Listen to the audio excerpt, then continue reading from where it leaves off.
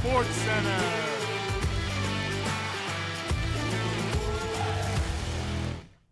Hello everyone and welcome back to Colonial Sports Center.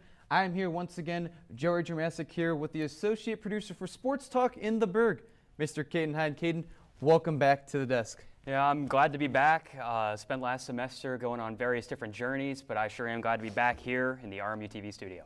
Your adventures were good? Did you have some fun ones? Oh yeah, I had some great ones. I got to go to the North Pole. I got to go to Whitefish Bay to pay my respects to the Emmett Fitzgerald, but I sure am now glad to be back here in Hoop Township.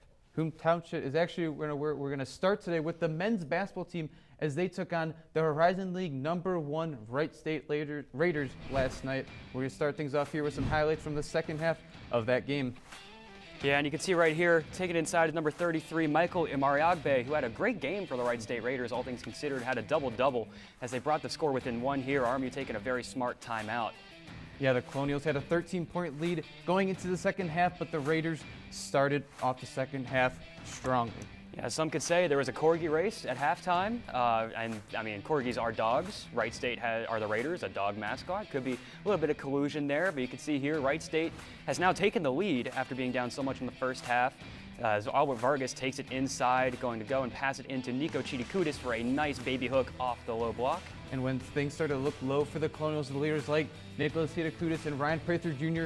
come up big with some baskets to tie the game up back at 61. Yeah, and the Raiders taking the ball inside now, leaving number 3 wide open for a dunk. And the Colonials are going to start taking it back up, but Wright State comes back with the ball. Number 55, Michael Cooper, takes a 3. That's going to be short. Livingston, who had the contest on Michael Cooper, runs down the court, gets a nice fast break layup to tie the game up once more. Livingston with a huge game with 16 points, and part of the reason why the Colonials bench had a huge game with outscoring the Raiders 21-11 in the game. Yeah, you always need to have something like that whenever some starters like Albert Vargas have 2 points on 8 shots. It's always great to have someone like a Darius Livingston come off the bench and able to replace that scoring in only a fraction of the minutes. Yeah, and for the Colonials ending the game on an 11-2 run, we're going to see a big defensive stop here by Nikos Chidikudis with the block. Didn't even have to jump off his feet. Yep, and with a little bit of help from the Sean Good. Plays like that, you know, the Colonials have been struggling. Have lost a few close games late. We're going to see in this one. Things might be starting to change for the Colonials. Yeah, Albert Vargas is going to take it up from all the way near the half-court line, pass it into Ryan Prather. And Joey, you're an NBA fan. What we're going to see here is something very similar to the beautiful game Spurs, just passing the ball around. Vargas takes it. Keep an eye on Deshaun Good slipping over into the corner. Now, Ryan Prather takes it inside, passes up to wide open Deshaun Good for a splash 3 to raise the RMU lead to 5 points with a minute left. And that, Joey, is what we call in the business a dagger. And putting that 3, putting the UPMC Event Center into a frenzy. And Ryan Prather here going to draw in the defender. He's going to take up the shot. Tough shot there for Ryan Prather. You know, after being outscored, the Colonials 39-32 in the second half, the Colonials solidified their win over the Raiders with a big defensive ending. Yeah, and although these teams are separated by about 2.5 games record-wise, it's still a huge matchup when it comes to conference play, as Wright State was #1 in the conference before this game and still are due to other teams around them losing.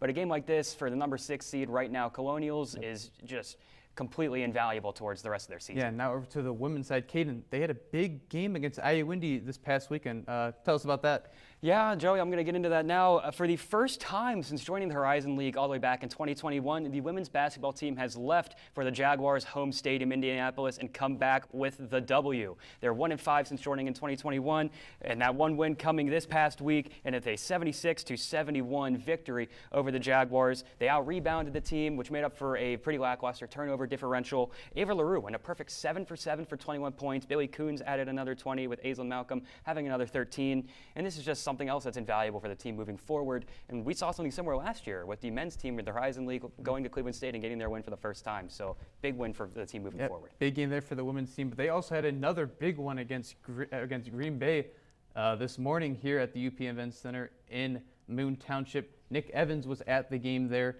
So Nick, take it away. Thanks, guys. I'm here at the UPMC Event Center following RMU's loss to Green Bay. What started out as RMU running away with the game in the first quarter, only allowing Green Bay to get 2 points, eventually ended in a buzzer beater to keep Green Bay undefeated in the conference. It was a physical affair and a loud environment for Green Bay, who eventually was able to get back into the game with a very strong second quarter.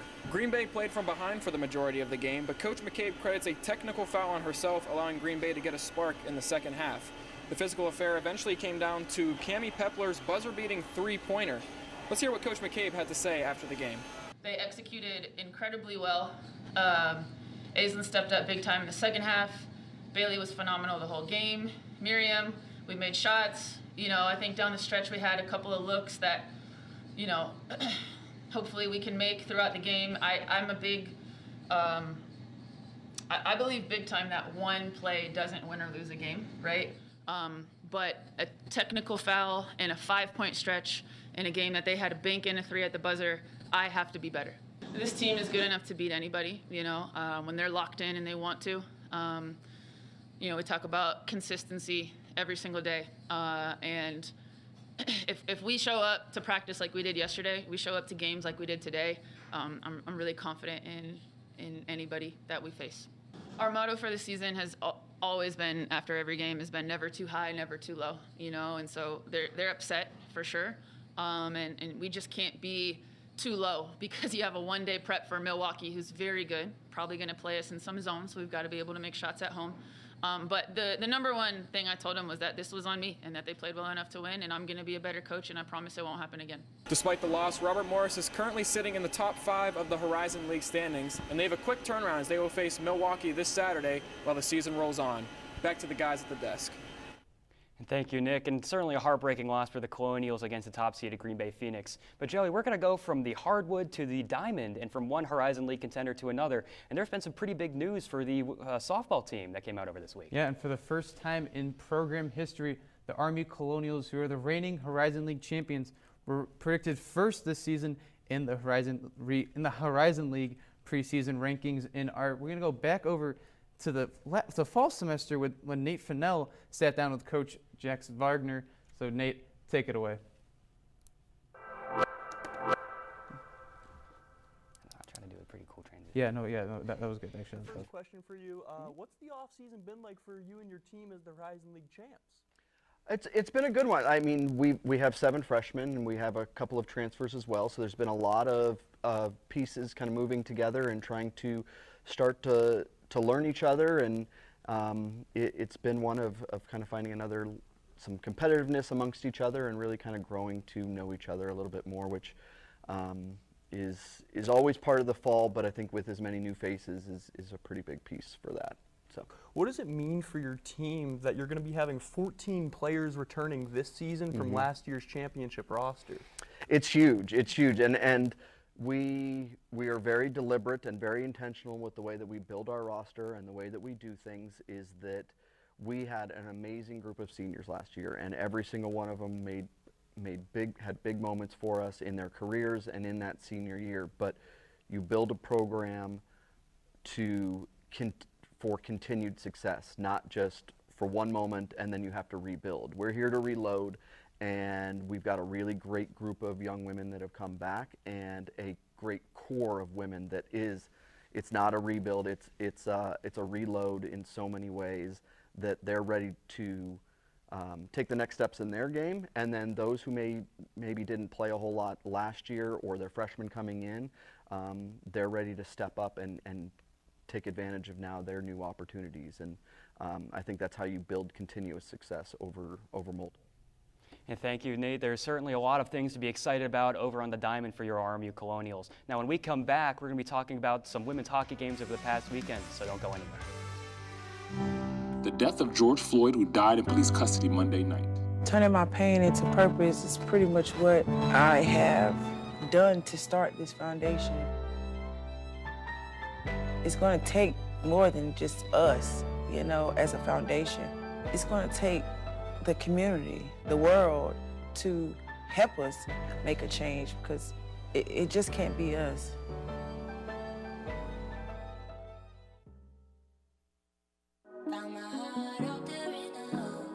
Trees make you feel smaller. Can't help but get lost again. If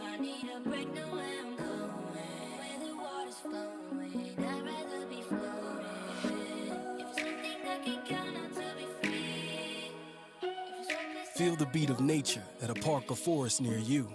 Find a forest and music inspired by nature at discovertheforest.org.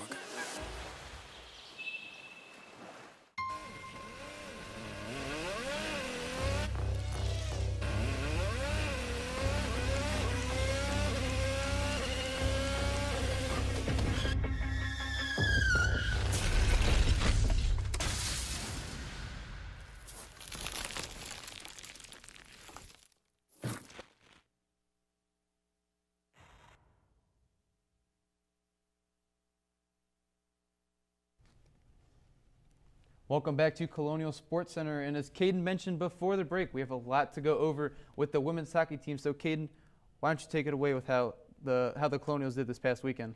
Yeah, this past weekend, the RMU Colonials took on the Penn State Nittany Lions, and we'll get right into the highlights here, starting with the first game of the doubleheader outside at Beaver Stadium. Scoreless first period, but that wouldn't remain long into the second as there was a fight along the boards. Penn State picks it up. It's going to be from McKenna Walsh to Shane, back to Walsh, sneaks it right beside low blocker side Maggie Hatch. Very great goal for McKenna Walsh. It was her second goal of the season, with Penn State's fourth line opening the scoring here in this game. Moving on to the under a minute later, Micah Keller is going to handle the puck down the corner, gets it inside to the slot for a goal. Grace Outwater touches along to Maddie Christensen's slot. Maddie Christensen with her goal there. That top line, her 16th goal of the season, shooting a team-high .211 shooting percentage so far for the Nittany Lions. Now there's a fight along the boards. The puck's going to get picked up by Outwater. All the way along the boards, just a one-woman show going on through here. Takes it in for a dump and chase, takes a fortunate bump off the stick, grabs it, brings it inside. Nice little in and out right into the goal for Grace Outwater. Just a fantastic individual effort for her there. As we're going to go to game number 2. That's going to be pass inside for the Nittany Lions. Number 25 just can't handle it here. It's going to be Taylor Story taking it all the way up for RMU. Gets it in towards a likely all-conference goalie. Katie DeSaw goes right up high glove side. That's for Story's 7th goal of the season to get the Colonials' first goal of this series so far this weekend. I was going to say, what they couldn't do on Friday, started the scoring open here in the second game. Yeah, and there's going to be another fortunate play here as DeSaw goes to play the puck. Just doesn't go that way. Goes right to a Colonial, gets it off the rebound into the slot for another goal. 2-0 Colonials, but it's not going to stay that way for very long. At the beginning of the second period, they're going to take it right away up. Grace Outwater is at it again. Just goes inside in 5-hole on Maggie Hatch. Just a tough goal right there. Not much you can do there.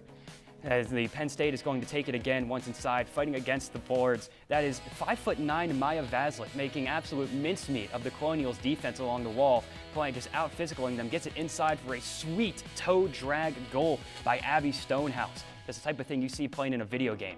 And now just an unfortunate bounce here. Penn State gets to it first, in and out around Maggie Hatch.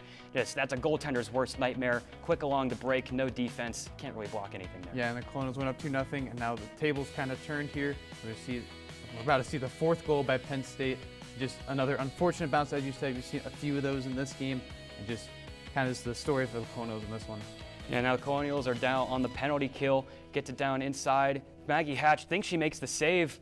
Unfortunately, Penn State doesn't think so. Finds the goal right behind her, taps it right in. Yeah, and just a number that kind of sticks out to me over the weekend. Colonials were outshot 76-35. It just tells a lot about how the offense kind of was. But also, Penn State's a good team, so you're not going to, see a lot of shots there for the Colonials. Yeah, and you can't put too much on Maggie Hatch there, as that is something that is more of a defensive issue that hopefully the Colonials will fix moving forward. Yeah, but on the swing of things, didn't have the best weekend, but Colonials goalkeeper Maggie Hatch has had a great season nonetheless, but also a great career. So let's take a look at how she's done in her career so far.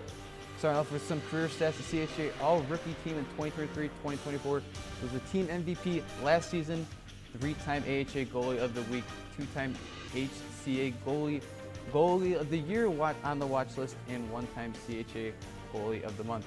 And not only has she had a fantastic career, she's had an incredible season this year as well. She is tied for top 5 in the NCAA across all collegiate teams in shutouts, and as well as putting up a 927 save percentage, which is top 23 in the NCAA. She has 23 starts, and however, despite putting up such great records, the Colonials are below 500 when she plays. She's been named an alternate captain, which is very rare for a goalie, but just having that good of stats and still having a losing record is really condemning on the defensive core of this Colonials team.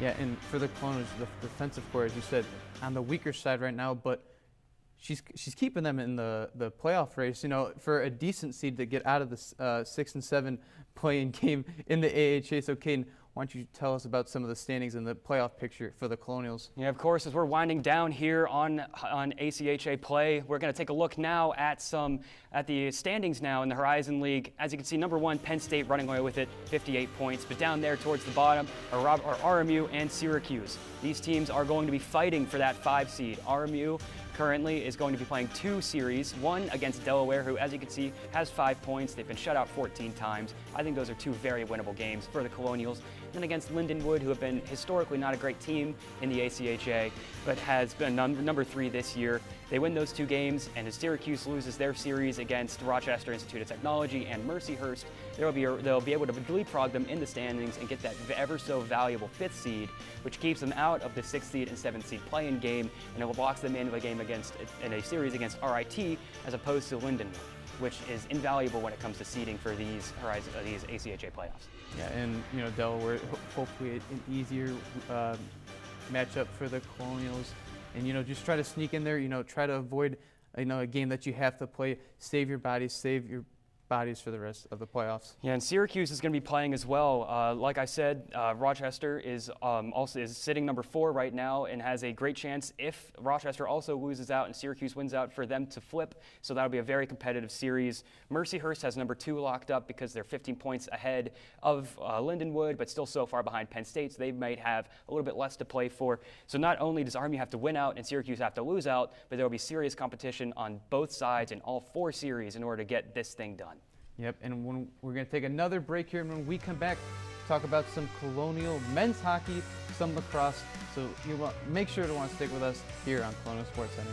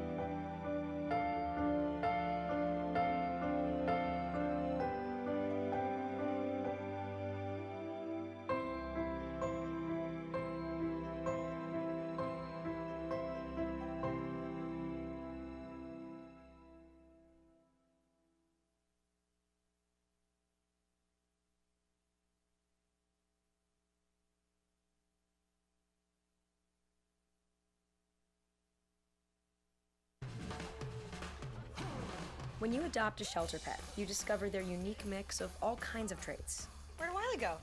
Where's Wiley? Ah, there she is. Paw? Do you remember being an ancient wolf? Do you ever feel the call of the wild? You're a renegade cop, and I'm a con woman with nothing to prove. But together, we could really solve this murder. They're a little bit of a lot of things, but all of them are pure love.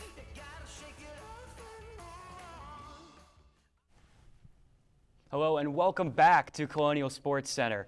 We're going to be talking now, sending it over to Joey to talk about some lacrosse now that season started out. Yes, some lacrosse. Lacrosse is back in action as the reigning NEC champions took on Johns Hopkins for their first game this past weekend. Let's take a look at how the Colonials did in their first game of the season. As we see here, a bad beat for the Colonials to start their season, 17-2 against Johns Hopkins. Joel McCormick was the lone scorer for the Colonials in their season debut, getting the 2 goals for the Colonials. Yeah, historically, whenever you lose by 15 points, not a lot of positives to be brought out of the games, but you can at the very least say you're going up against a ranked team very early on. There's still a lot of season left to play, and on the bright side, it's all up from here.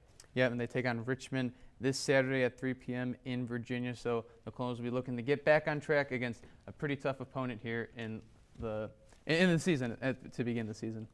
Yeah, of course. So now we're going to get over from the field, a goal scored on board on the field, over to hockey. We're going to talk about men's hockey and their game against Bentley this weekend. In a 2-game series coming in to the Island Sports Complex, Bentley had only 2 regulation losses on the season, and it would stay that way as they went on 5-0 on Friday. Jake Black had a hat trick on 5 shots, 60% shooting percentage, and now leads the team, scoring a flat 1 point per game. Although Kellen Carterson also had 4 points, all assists in that game. Nicholas Bevakava had a shutout in this game, and for the Colonials, things just didn't go all that great. Lucas Massey was pulled after making 35 saves on 40 shots, which all things considered is not a terrible game depending on the shots played. But Kockendorfer came in, got 9 saves on 9 shots, just couldn't save the game for the Colonials. And the second game, the Colonials won a shootout game, a 3-3 game. Cameron Garvey got the game-winning shootout goal there. Huge for the Colonials there. Needed to get some big points after a frustrating Friday evening. Yeah, and they're looking to move forward here. Not a lot of season left. Just hoping to keep it competitive and towards going in more towards conference play. Yeah, and we're now going to go over. We're going to back to another spring sport with track, who are now in their indoor season, and they visited Penn State this weekend in the Penn State National Invitational. Let's see how the Colonials did in one of their meets. Here we're going to see here in the excuse me, ladies and gentlemen, in the first thing in the relay, Emma Bradbury, Emma Deming, Elena Reynolds Diaz, and Aaron LaQuarenta. Got second with a 12-minute, 11-second, 41/10 of a second. No, second in school history. Yeah, this has been fantastic. Just a great day for the Colonials. Sam Hennon placed 6th at the tournament in the 300-meter at a 9.19 second, which is a school record, which we'll get into in just a moment. Julia Dill finished 10th, which is 2nd in school history. So a fantastic day for the Colonials when it comes to the 300-meter. Yep, Lila Brew got 9th in the 500-meter race, 3rd in school history. And some other records set today. Erin LaQuatra also ran a just barely above 5-minute mile, 4th in school history, and Emma Bradbury not far behind, also just barely above 5-minute mile, 5th in school history. So if things are to be shown so far, we can have a very special season coming in for the RMU Colonials. You mentioned Sam Hennon. You know, a career day for herself, breaking a school record, which was pretty big. You know, in the 3,000 meter, she had a time of 9:19. Excuse me. It set her personal record and school record. And Caden, do you know who the previous record holder was of this? I forget. This might shock a lot of you guys, but it is also Sam Hennon, who set it back in February of last year with a 9:40. So a 21-second improvement, a 0.21 second improvement, which is just absolutely incredible. That's a lot of time in running terms. Yeah, I was going to say, I looked at that thing earlier before the show. I thought 21 seconds, that's a pretty big gap between 1 year, but that just shows how special of a runner she can be. And this Colonial team might, do some things this season in the Horizon League. Yeah, if things be shown so far with all of these top in school history finishes, we could have something very special on our hands. Yeah, and, when we come back, Caden, it's that time of the show. Top 5 plays. I've missed it so much, so don't go anywhere.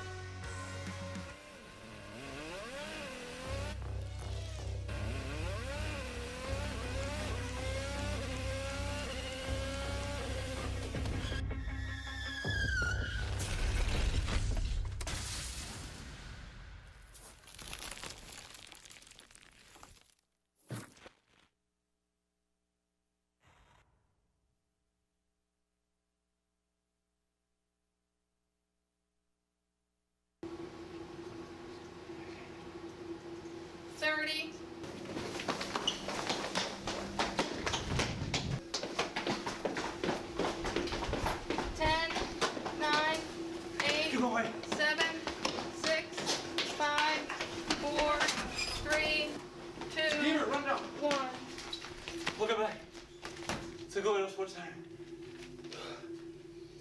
That's CHC. Women's basketball. Found my heart out there in the open. Trees make you feel smaller. Can't help but get lost again. If I need a break, know where I'm going. Where the water's flowing, I'd rather be floating. If it's something that can count on to be free. Feel the beat of nature at a park or forest near you. Find a forest and music inspired by nature at discovertheforest.org. Colonial Sports Center, and Caden, you said you missed it before the break, and I kind of have too, and it's only been a week for me, but Caden, it's that time of the show. Yeah, I'm so excited. So without further ado, let's get into it, guys. Top 5 plays, here we go. Starting out number 5, the game earlier today. Our game earlier today against the conference-leading Green Bay Phoenix. We're going to have Aislinn Malcolm and Bailey Coons working on a pick and roll. High pass over there to Coons. Passes back into Malcolm to find Miriam Troyer wide open on the side with a splash to bring the Colonials up by 3 with under 4 minutes to go. in that game. Yep, and now to number 4 of the men's basketball against Wright State with just under 90 seconds left. Prizer's going to drive into the middle lane, kick it out to Deshaun Good, bangs it there for a 3. And you said early in the show, kind of the dagger there, puts up the Colonials 5 there. And we're going to go now to Johns Hopkins for men's lacrosse in a game where not a lot of great things happened for the Colonials. One great thing happened here. Number 41, Graham McLennan is going to look around, looking for a play to make. Passes it inside to Joel McCormick for a beautiful goal. Puts the goalie onto some skates, doing some splits. Why don't we take a closer look at that here, Joey? We're going to see here in just a second. Here. Goalie just absolutely lost. He gets a nice hook shot around the body of the defender. Just cannot stop it. Beautiful goal there. Beautiful placement there. And here at number 2, women's hockey versus Penn State. Second game of the weekend. Midway through the first period, Taylor Story is going to take it away from the Nittany Lions. Speed down the ice. Going to look at, rips it a shot. Top right corner. Puts the Colonials up 1 right there. Yeah, but we're going to move after another replay of this goal here. Just beautiful right over the high hand of a very great goalie. Moving on to our number 1 play of the week. We're going to go to the men's hockey team now. And they say a lot in sports, you really got to use your brain. And right here, Connor Gorley really took using his head to a whole new level as the puck gets batted up into the air, off the cage of his helmet, right into the net for the RMU goal to put them up 3-1. Let's get a nice little replay of this so in case you can't see it. Goes up, just uses his noggin, puts it right in there. I think you forgot what sport he's playing. You do that in soccer. You don't do that in hockey. I mean, look right there. Doink. Yeah, right into the net. Right past the goalie, had no idea what happened. Really takes using your head to a whole new level. And Kate, we have an honorable mention here, but not for the Colonials, for the Green Bay Phoenix is here, as we're going to see here.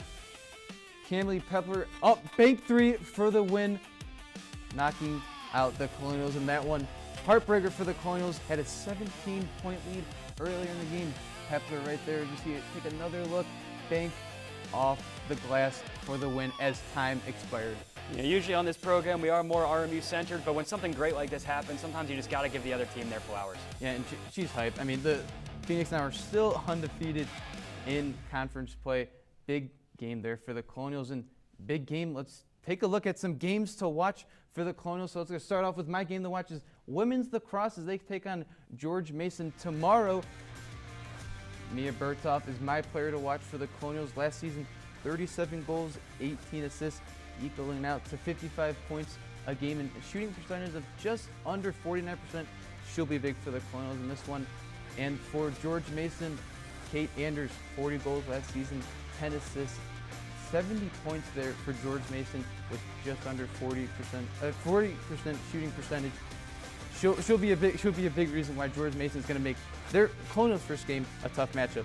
Yeah, and anytime you have a player, you can, every time they put the ball, shoot the ball towards the net, they put it in at about 50%. Player, you want to have the ball in their hands. But speaking of putting the ball into the net at a good percentage, you know me, I'm a basketball guy. So my game to watch is going to be the men's basketball game coming up on this Saturday against Youngstown State. It's always a great game between the RMU Colonials and the Youngstown State Penguins. Last year on the road against Youngstown State, Cam Woods hit a game-winning layup in the last 3 seconds. And just earlier this year, the Colonials won in overtime by 3 points at the UPMC Event Center. Right now, the Colonials are 6th in the Horizon League. YSU is 9th. They're each other's largest competitor and rival. Both teams really don't like each other, but whenever the Colonials and the Penguins come to play, it's always a fun game to watch. And my player to watch for this game upcoming is the guy from Fairmont, West Virginia. Got to shout out my fellow West Virginians, Deshaun Good. He's really come into his own over the past couple of weeks. Scored 16 points, 7 rebounds in his last game against Wright State, putting up 15 a night, 2nd on the team. And Joey, he's averaging 61% from beyond the arc this season, which is absolutely incredible, especially on a decent volume at about 3.7 attempts per game. Yeah, when you got a player like that, a forward at that shoots like that, pretty good things are going to go on, especially for the Colonials. They're going to need some offense. You know, there's been a few games this season where offense has been once again an issue. Last year, a few times that was the case. Not as of late, but earlier in the season, that was an issue. But we have a player like Deshaun Good that could put the ball in the net that frequently. Things are going to turn out pretty good for the Colonials. You might say it's a little bit corny, but put the ball in Deshaun's hands, good things will happen. Good things will happen, but the Colonials also are going to have a lot of teams in action. You know, I just said lacrosse, hockey is in action, both men's and women's this weekend. So it's going to be a big weekend and big week of sports for the Colonials. Yes, absolutely. It's going to be an incredible week. But that's all that we have for you here tonight on Colonial Sports Center. We're you know, Joey, it was a great show. I'm glad to be back. It was a great show. Hope I can do this again coming in the future. But for tonight, I'm being Caden with Joey. We'll see you guys next week.